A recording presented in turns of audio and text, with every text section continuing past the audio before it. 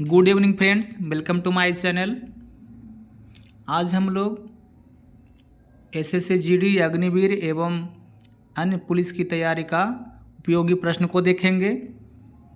जो इस वीडियो में 20 प्रश्न होंगे और ये जो प्रश्न होंगे ज्योग्राफी सब्जेक्ट से लिया गया फ्रेंड्स।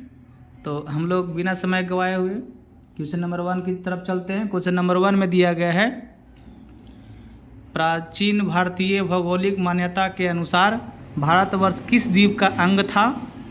तो ऑप्शन ए में दिया गया पुष्कर द्वीप, ऑप्शन बी में दिया गया जम्बू द्वीप, ऑप्शन सी में दिया गया कांच द्वीप और ऑप्शन डी दिया गया कुश द्वीप।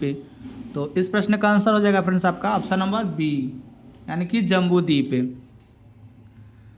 अब हम लोग क्वेश्चन नंबर 2 की तरफ बढ़ेंगे। क्वेश्चन नंबर 2 में दिया गया है,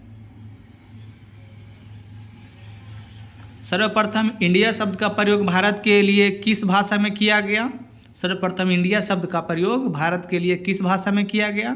तो ऑप्शन ए में दिया गया उर्दू, ऑप्शन बी में दिया गया ग्रीक, ऑप्शन सी में दिया गया फारसी, ऑप्शन डी में दिया गया अरबी।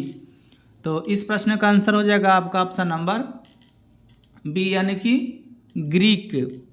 अब हम लोग क्वेश्चन नंबर 3 की तरफ बढ़े हैं। क्वेश्चन नंबर 3 में दिया गया है, भारत की मुख्य भूमि की दक्षिणी सीमा है क्या है? तो ऑप्शन ए में दिया गया है 6 डिग्री 4 इंच उत्तरी अक्षांश, बी में दिया गया है 7 डिग्री 4 उत्तरी अक्षांश, ऑप्शन सी में दिया गया है 8 डिग्री 4 इंच उत्तरी अक्षांश, ऑप्शन डी में दिया गया है 6 डिग्री 8 इंच अक्षांश।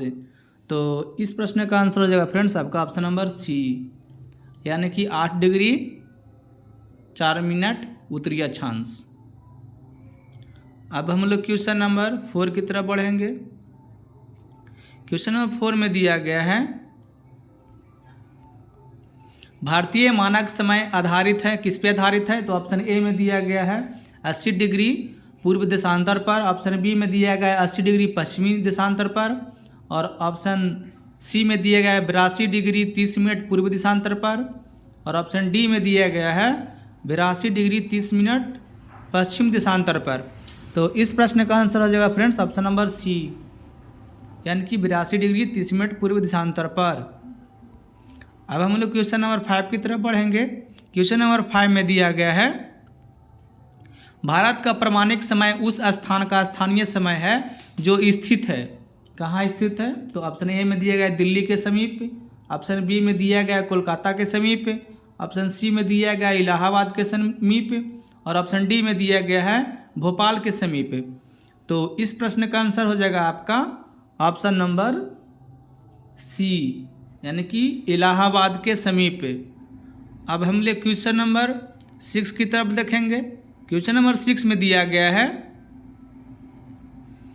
इंडियन स्टैंडर्ड टाइम और ग्रीनविच मीन टाइम्स में कितना का अंतर है? तो ऑप्शन ए में दिया गया है 5 घंटे 10 मिनट, ऑप्शन बी में दिया गया है 5 घंटे 20 मिनट, ऑप्शन सी में दिया गया है 5 घंटे 30 मिनट और ऑप्शन डी में दिया गया है 5 घंटे 40 मिनट। तो इस प्रश्न का आंसर हो जाएगा आपका ऑप्शन नंबर सी, 5 घंटे 30 मिनट। अब हम लोग क्वेश्चन नंबर 7 की तरफ बढ़ेंगे। क्वेश्चन नंबर 7 में दिया गया है, भारत का ध्रुव दक्षिणी भाग की विषुवत रेखा से दूरी कितनी है? तो भारत का जो ध्रुव है, यानी कि ध्रुव है, जो दक्षिणी भाग की विषुवत रेखा से कितनी दूर है? तो ऑप्शन ए में दिया गया है 776 किलोमीटर, ऑप्शन बी में दिया गया 867 किलोमीटर, ऑप्शन सी में दिया गया 876 किलोमीटर, ऑप्शन डी में दिया गया है 916 किलोमीटर। तो इस प्रश्न का आंसर हो जाएगा आपका ऑप्शन नंबर सी, यानी कि 876 किलोमीटर। यानी कि जो भारत का दक्षिणी ध्रुव है वो विषुवत रेखा से 876 किलोमीटर दूर है। अब हम लोग क्वेश्चन नंबर 8 की तरफ बढ़ेंगे। क्वेश्चन नंबर 8 में दिया गया है, भारत की स्थलीय सीमा की लंबाई कितनी है? जो भारत का स्थलीय सीमा है उसकी लंबाई कितनी है? तो ऑप्शन ए में दिया गया है 6100 किलोमीटर, ऑप्शन बी में दिया गया है 7516.5 किलोमीटर। ऑप्शन सी में दिया गया है 1200 किलोमीटर। ऑप्शन डी में दिया गया है 15200 किलोमीटर। तो इस प्रश्न का आंसर हो जाएगा फ्रेंड्स आपका ऑप्शन नंबर डी, यानी कि 15200 किलोमीटर। अब हम लोग क्वेश्चन नंबर 9 की तरफ बढ़ेंगे। क्वेश्चन नंबर 9 में दिया गया है द्वीपों सहित भारत के तट रेखा की लंबाई कितनी है। जो द्वीप है भारत का, उसका सहित भारत के तट रेखा की लंबाई कितनी है। तो ऑप्शन ए में दिया गया 6100 किलोमीटर। ऑप्शन बी में दिया गया है 6200 किलोमीटर। ऑप्शन सी में दिया गया है 7516.5 किलोमीटर। ऑप्शन डी में दिया गया है 8000 किलोमीटर। तो इस प्रश्न का आंसर हो जाएगा आपका ऑप्शन नंबर सी, यानी कि 7516.5 किलोमीटर। अब हम लोग क्वेश्चन नंबर 10 की तरफ बढ़ेंगे। क्वेश्चन नंबर 10 में दिया गया है भारत की उत्तर से दक्षिण तक की लंबाई कितनी है। तो ऑप्शन ए में दिया गया है 2933 किलोमीटर। ऑप्शन बी में दिया गया है 3214 किलोमीटर। ऑप्शन सी में दिया गया है 3124 किलोमीटर। ऑप्शन डी में दिया गया है 3412 किलोमीटर। तो इस प्रश्न का आंसर हो जाएगा आपका ऑप्शन नंबर बी,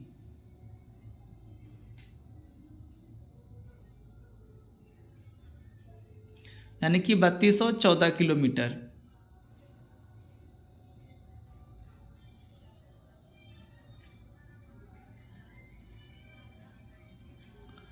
अब हम लोग क्वेश्चन नंबर 11 को देखेंगे। भारत की पूर्व से पश्चिम तक की लंबाई है कितनी है। तो ऑप्शन ए में दिया गया है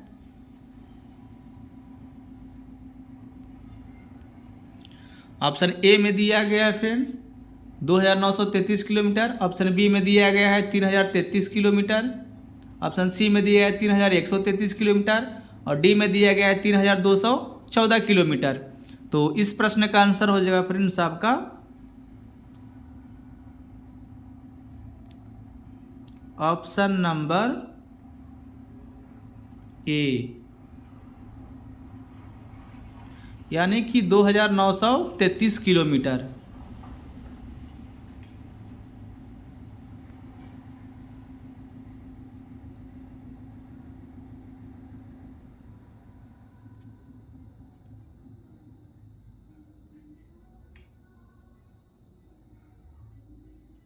अब हम लोग क्वेश्चन नंबर 12 की तरफ बढ़ेंगे फ्रेंड्स।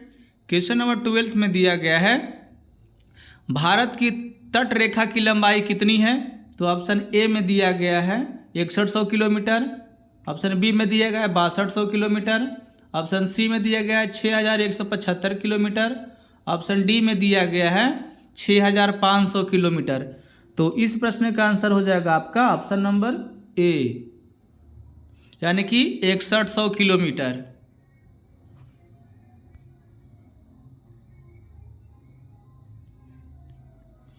अब हम लोग क्वेश्चन नंबर 13 की तरफ बढ़ेंगे।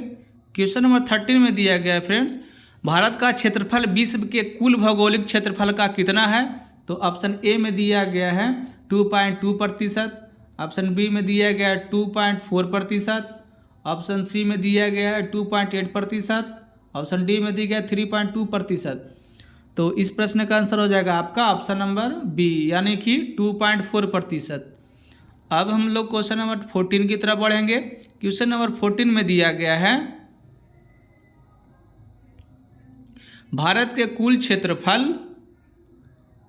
पर प्रतिशत, भारत के कुल क्षेत्रफल का कितना प्रतिशत भाग पर्वतीय क्षेत्र के अंतर्गत आता है। ऑप्शन ए में दिया गया है 10.7%। ऑप्शन बी में दिया गया है 18.6%।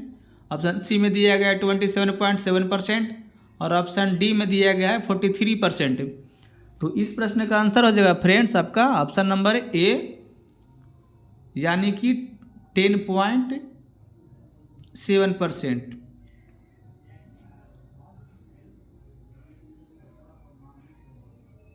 अब हम लोग क्वेश्चन नंबर 15 की तरफ बढ़ेंगे। क्वेश्चन नंबर 15 में दिया गया है संपूर्ण भारत के कितने प्रतिशत भूभाग पर पर्वत और पहाड़ियों का विस्तार पाया जाता है।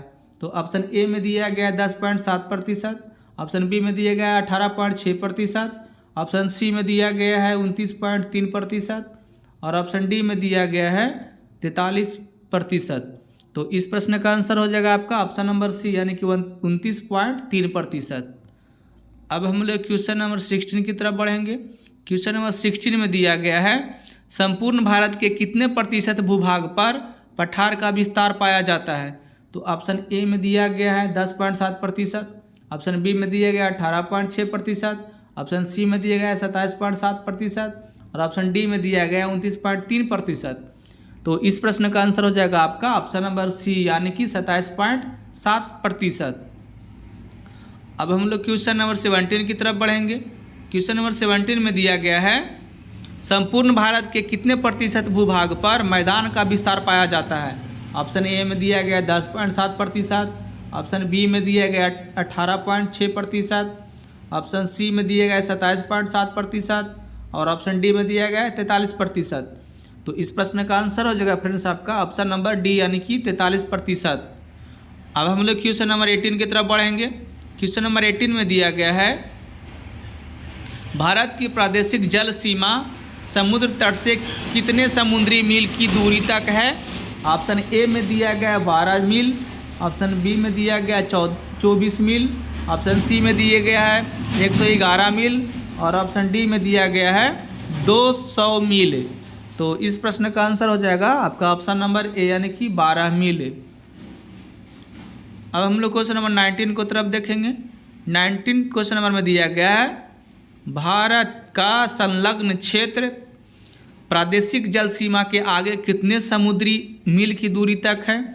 ऑप्शन ए में दिया गया 12 मील, ऑप्शन बी में दिया गया है 24 मील, ऑप्शन सी में दिया गया है 100 मील और ऑप्शन डी में दिया गया है 200 मील। तो इस प्रश्न का आंसर हो जाएगा आपका ऑप्शन बी यानी कि 24 मील। अब हम लोग क्वेश्चन नंबर 20 की तरफ देखेंगे।